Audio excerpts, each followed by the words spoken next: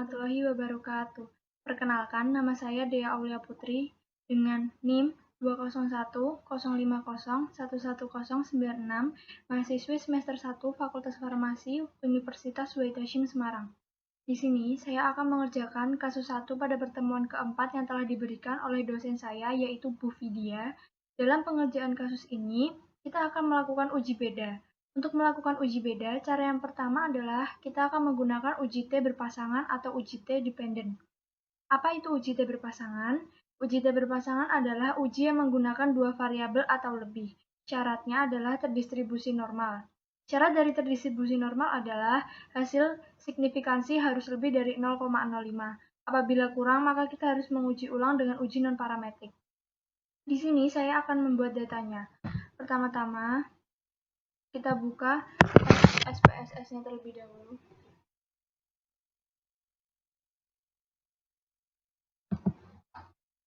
Lalu kita bisa lihat di sini, kita akan membuat datanya sesuai dengan data kasus yang telah diberikan oleh dosen. Di sini name-nya kita menggunakan mula-mula dan pemanasan. Untuk decimalsnya kita pakai angka 2 karena ada dua angka di belakang koma. Lalu labelnya kita tulis dengan pH emulsi sebelum dengan pH emulsi sesudah. Untuk value kita nonkan, missing kita non, align kita biarkan saja, yang untuk measure kita pakai scale. Lalu kita lanjut ke data view, masukkan data yang telah kita peroleh dari data kasus sesuai dengan data kasus. Untuk menganalisis kita klik analyze, lalu descriptive statistik, lalu explore. Kita pindah ke dependent list. Kita klik plots-nya, kita ubah ke non. Deskriptifnya kita hilang centangnya. Normality plot twist-nya kita centang. Lalu continue, lalu OK. Lalu akan muncul output seperti ini.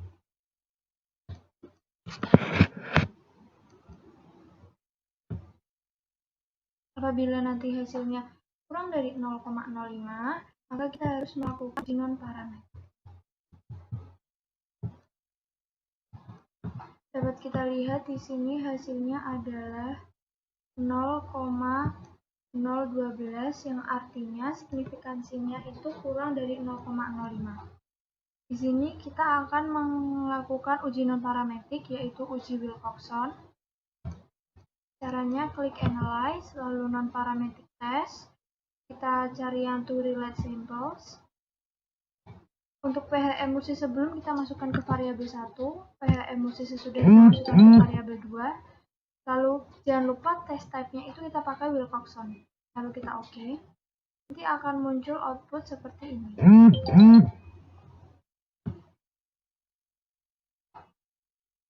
Apabila hasilnya masih kurang dari 0,05, maka terjadi perbedaan antara dua variabel.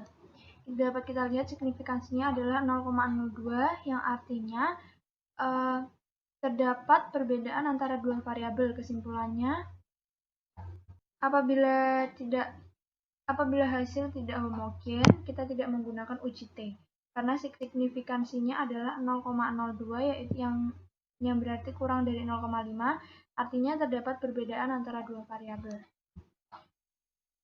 Kita lanjutkan ke kasus 2. Dalam kasus 2 ini kita akan menggunakan uji T tidak berpasangan atau uji T independent atau uji T bebas. Kalau tadi uji T berpasangan menggunakan dua subjek atau dua variabel, untuk uji T tidak berpasangan ini hanya menggunakan satu subjek. Sama seperti uji T berpasangan, apabila hasil signifikansinya kurang dari 0,05, maka akan dilakukan uji non-parametrik. Di sini untuk uji T tidak berpasangan, uji non-parametriknya kita menggunakan uji Mann-Whitney. Di sini di dalam kasus 2 ini kita akan menguji apakah kadar pemanis buatan jenis sakarin pada minuman merek impor lebih tinggi dari merek lokal. Langsung saja kita menggunakan SPSS-nya. Kita buka variabel view. Di sini name-nya kita pakai lokal dan impor. Lalu labelnya kita di lokal kita pakai kadar sakarin lokal, di impor kadar sakarin impor. lalu ke data view. Nah, untuk menganalisisnya, kita pencet Analyze, Descriptive Statistic, lalu Explore.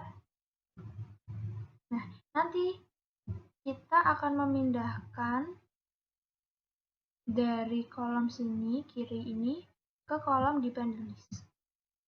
Nah, setelah itu kita pencet Plots. Pastikan box plots-nya itu non, deskriptifnya centangnya dihilangkan semua, lalu normality plots with test-nya kita centang, lalu continue. Kita oke, output seperti ini.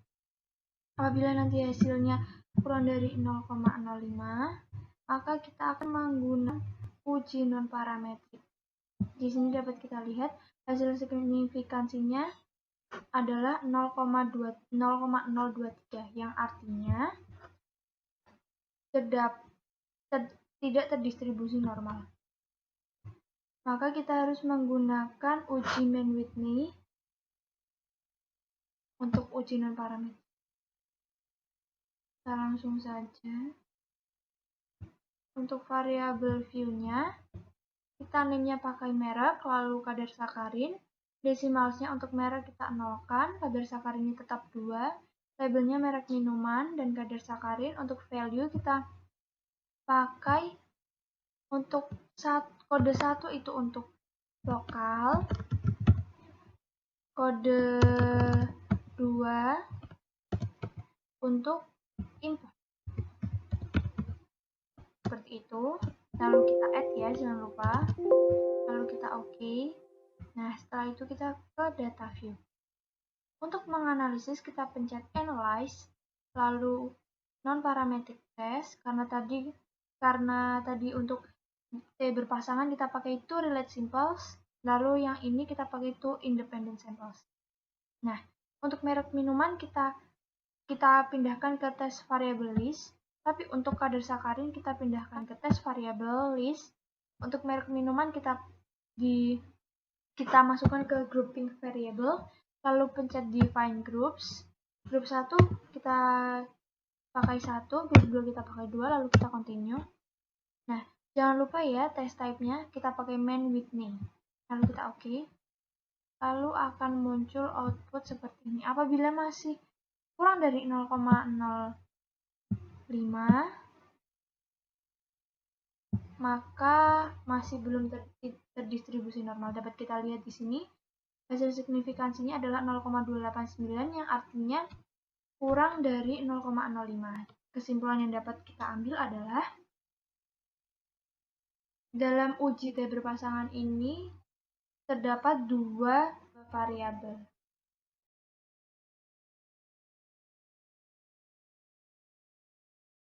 Untuk uji T berpasangan dan uji T tidak berpasangan,